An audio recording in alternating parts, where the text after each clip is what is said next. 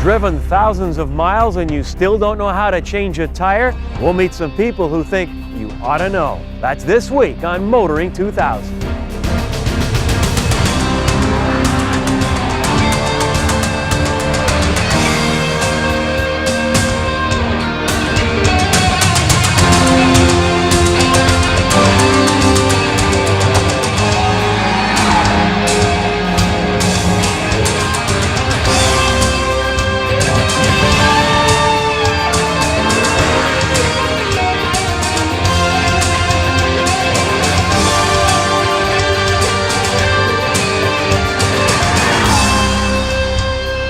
TSN's Motoring 2000 is brought to you by Quaker State Motor Oils, formulated for the vehicles you drive and the way you drive them, and Midas Car Care, the way it should be.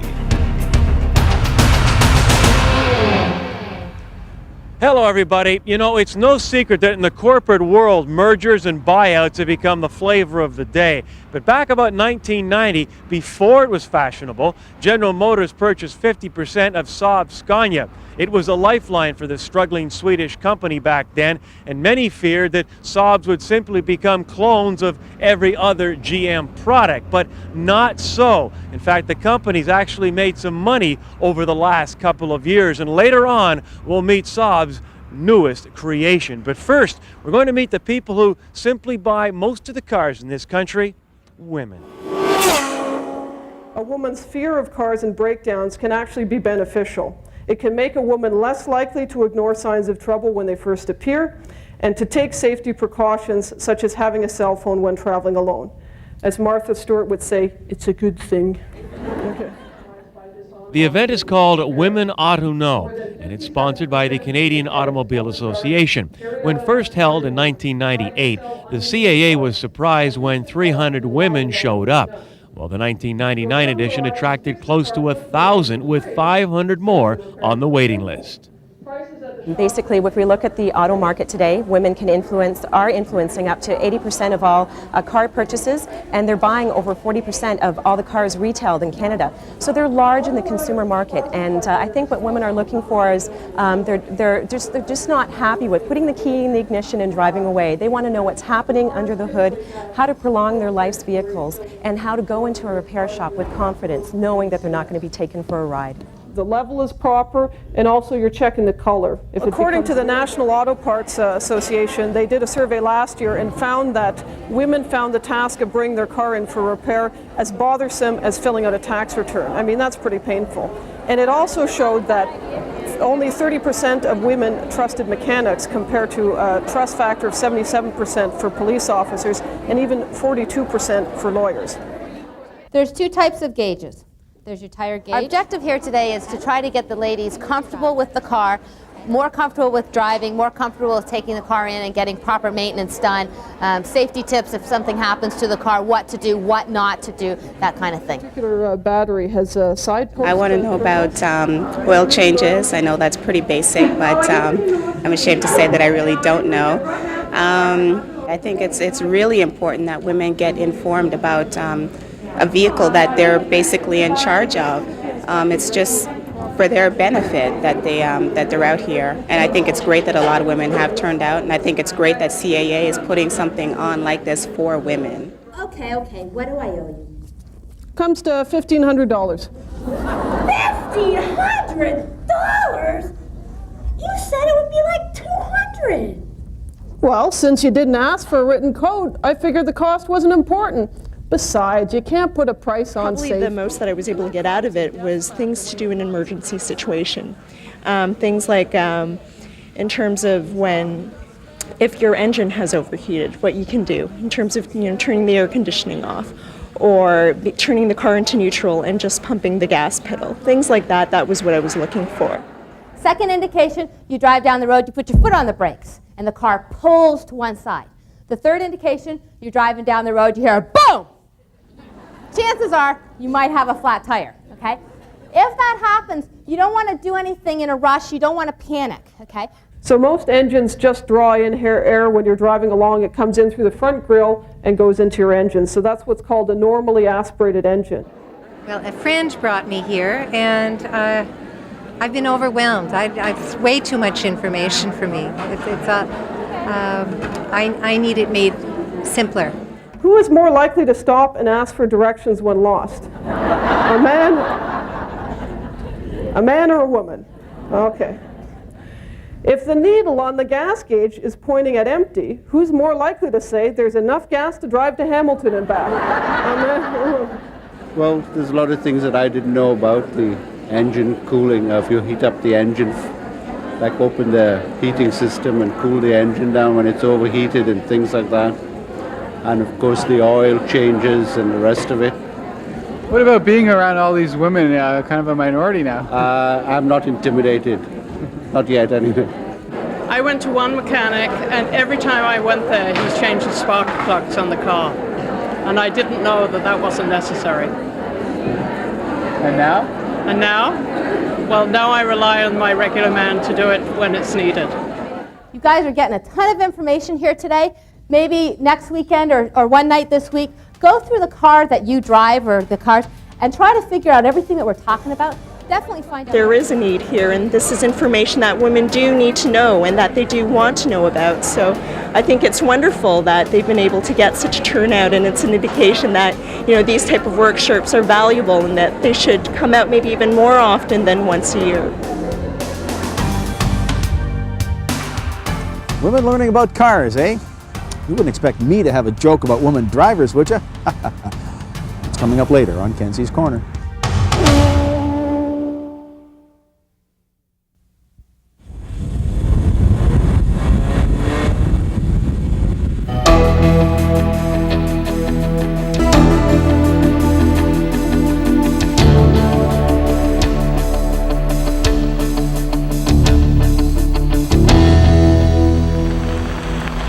The SUV market is a burgeoning one. On this edition of Test Drive, we take a look at one of the latest entrants, the all-new Nissan Xterra. The Xterra will be offered one way in Canada, a four-door, five-passenger V6 powered 4x4. The basic structure and most of the mechanicals are a straight lift from the Frontier pickup. Indeed, from the B-pillar forward, the two are almost identical. In many respects, this is a good thing. A sturdy ladder frame delivers a platform that's well suited to the off-road scene. It's also about the right size, large enough to be functional whilst remaining compact enough to handle the urban jungle. The only engine available is Nissan's 3.3-litre V6. This engine dishes out a respectable 170 horsepower and an even 200 pounds-feet of torque at a very low 2800 RPM. The latter, and the fact that upwards of 90% of the available torque clocks in at 1500 RPM, makes the Xterra a blast off-road. Select 4 low and the torque production allows you to climb the steepest grade without breaking a sweat. The final contributor to the Xterra's off-road ability is a standard limited slip differential. Without this device, sections of the off-road course we tackled would not have been possible. The Xterra is fairly utilitarian in its design. For instance, ahead of the roof rack there's a basket that'll hold about 30 pounds worth of wet clothes. When you go around to the back, there's a spot for a first aid kit actually in the tailgate. The other thing, nice flat floor, and when you fold the seats forward there's enough room inside to accommodate 2 bikes. So what's the hang up? The spare tyre hangs down too low, so when you go off-road it's in peril. My suggestion, take it from under there and secure it in the back before it gets flattened. Stopping power comes from a front disc rear drum design that comes with standard anti-lock. On-road the stops are acceptably short and the pedals feel all it should be. Off-road the ABS resists the urge to enter the fray until absolutely necessary. In short, the brake performance is well above the accepted norm for an SUV. The beauty of this 3.3-litre V6 and the manual transmission is that you can descend a hill like this relying on nothing other than engine braking. It really does make off-roading very civilized. The downside is that the 3.3 develops a nasty resonance at about 3300 RPM, and frankly it's quite out of keeping with the rest of the vehicle, and that's a big shame.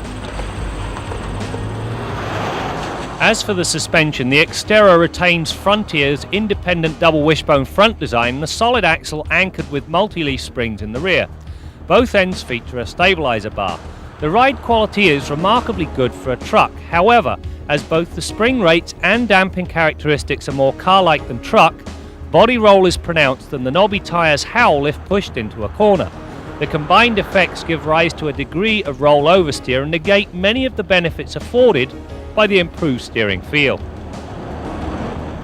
Now, while you do get power locks, windows and mirrors and a decent set of gauges, there are a couple of things that irk me. First of all, the radio sits too low in the center console. It should have been given the place of prominence.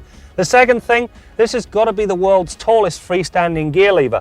As a result, the throw between gears is a long one. And the last thing, whoever decided to put this sort of parking brake, which simply doesn't work with a manual transmission, well, they deserve a public flogging. Off-road, there's but one drawback: the shift at snail pace part-time four-wheel drive system. In an era where most 4x4s allow you to shift at speeds up to 80k, you must shift the Xterra between 2 and 4-wheel drive at speeds below 40 kilometers an hour. Nissan have done a good job with the Xterra because it combines sportiness with utility in a fairly handsome package. And no, this vehicle isn't going to impact on Pathfinder sales. However, Frontier Crew Cab, that's a very different story.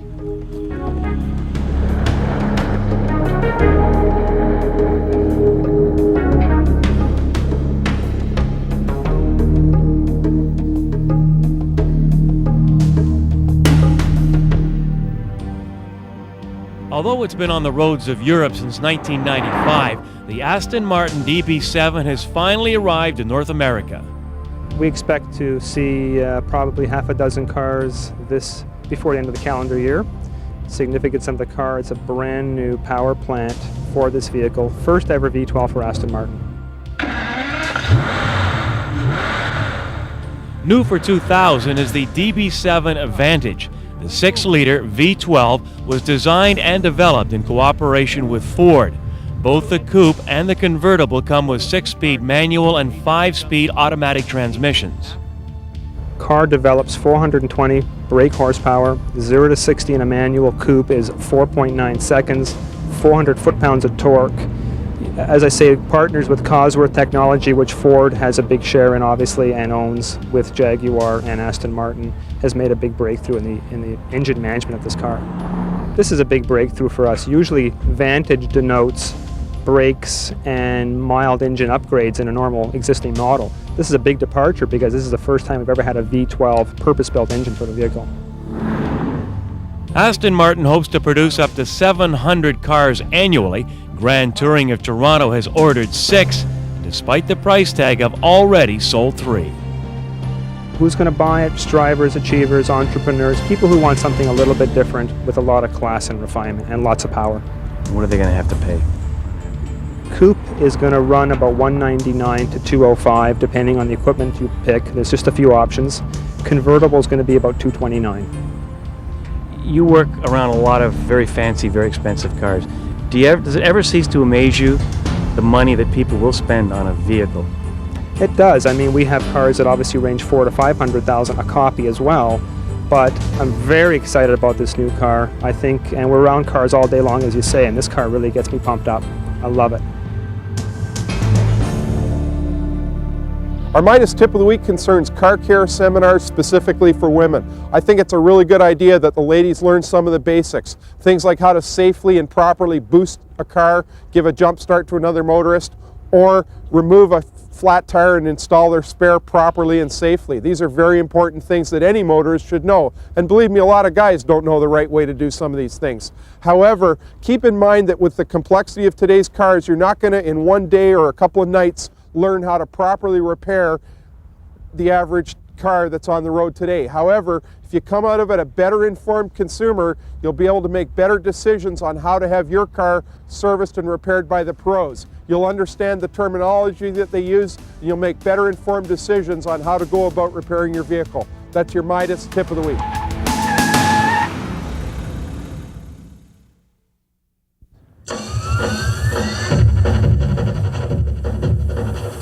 Saab selected the New York Auto Show to unveil the Viggen, a 230 horsepower variant of the Saab 9.3. It's also a car the company is hoping will add a little excitement to the Saab showroom. This is really a response to the real enthusiasts at Saab who've been wanting something with a little bit more panache, more harsh, sporty edge to the car, a lot more dynamic in its responses. It exemplifies all of the Saab cues, both visually and also dynamically.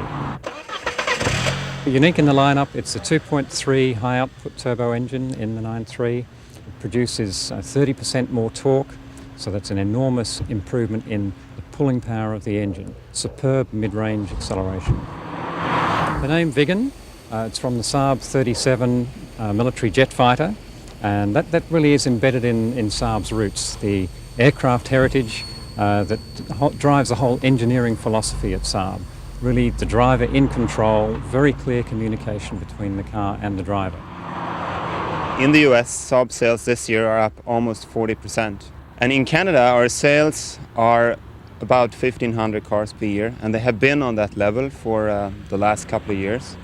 We're putting some programs in place. We're taking some of the programs from the US into Canada to try and get our awareness up. That is basically our biggest issue in Canada, is that people don't even know that we exist. Or if they do, they usually put us on their shopping list. Once we get them into the car though, we have quite a high percentage of people who then become Saab owners and buy the cars. But our challenge is to get them into our cars, and that's what we're going to try and do better.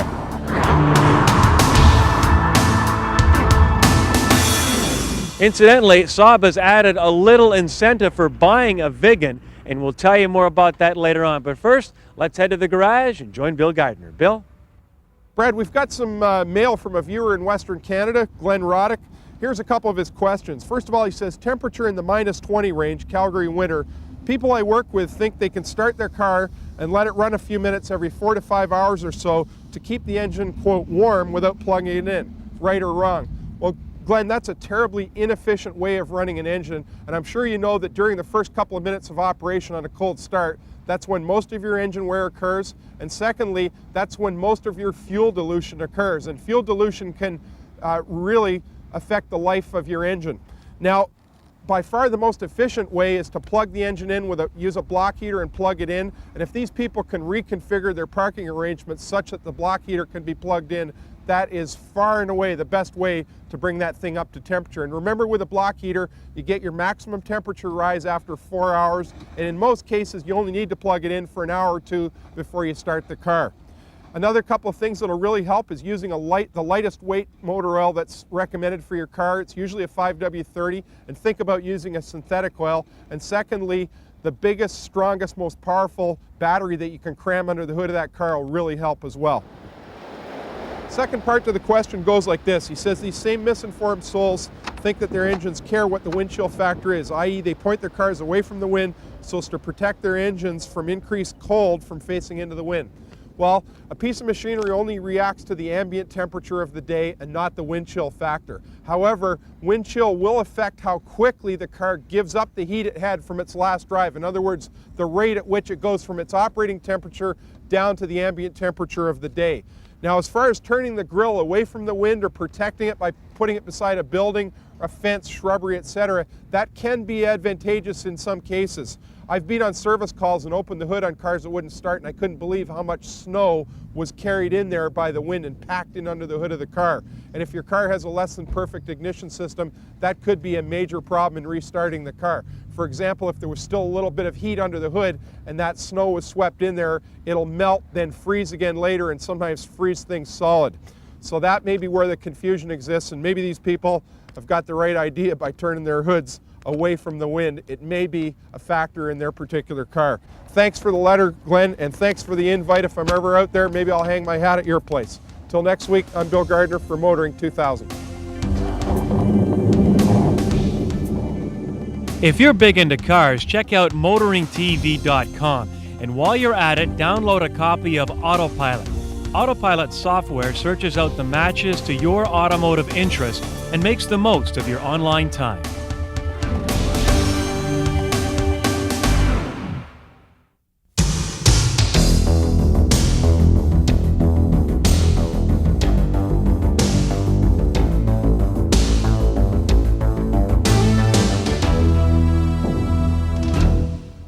Well, it's great to see women learning more about cars because better knowledge invariably leads to better decisions. And of course, we love to have more women watching this show. But there's one aspect of women in cars I've seen developing recently that's not a positive trend, and that is women driving like jerks. I was on my way to the airport the other day, and the freeway traffic was stop and go, like it always is. And there was a woman, I'm guessing about 30 years of age, red hair, driving a bright red Chevrolet Tracker four-wheel drive with Tracker blasted across the side in purple paint, hardly an inconspicuous vehicle. Well, she's decided her timetable is just way more important than anybody else's, and starts passing on the shoulder. I couldn't believe it. I honked my horn and shook my fist at her, indicating, lady, this is not what civilized people do. She couldn't care less. Now, I expect that kind of behavior for some goofball guy in a Camaro, but a woman in a Tracker? Amazing. Well, I get to the airport, I fly to Washington, D.C., and I'm driving a brand new Ford Taurus that same afternoon. I'm coming onto a freeway, it's pouring rain, the road is slippery, I'm trying to leave enough room between me and the car ahead. I look in the rearview mirror, there's a woman in a Lexus ES300 so close behind me, I can't see her grill. Well, I tried to make eye contact and shrug my shoulders and indicate with my hand, lady, where are you going to go? She gives me the finger. Couldn't believe it. A couple of days later in California, same thing. Women tailgating, cutting people off, changing lanes without a signal. Now, we used to make jokes about women drivers. Statistically, we know they're better than men. Now, baby, you may have come a long way, but this is not a way you want to be going. So women, next time you see one of your girlfriends driving like a complete fool, for the sake of the sisterhood, tell her to stop. The last thing we need on our roads is more women driving as badly as men. I'm Jim Kenzie. Well, as we saw earlier, Saab is hoping the new Viggen will put their company back on everyone's shopping list, and after a short period of time behind the wheel, I don't see why not, although Graham Fletcher will be giving the car a full-blown test drive on a future program. And incidentally, if you happen to purchase a Viggen, the company is inviting you down to the Atlanta Motor Speedway for a driving course behind the wheel of a Viggen, as well as a tour of the Viggen Aircraft Academy. So I guess if you can afford the car, you can afford the trip. Well, that's it for now. We'll see you next time out as we continue to bring you more stories about cars and the people who drive them. TSN's Motoring 2000 has been brought to you by Quaker State Motor Oils, formulated for the vehicles you drive and the way you drive them, and Midas Car Care, the way it should be.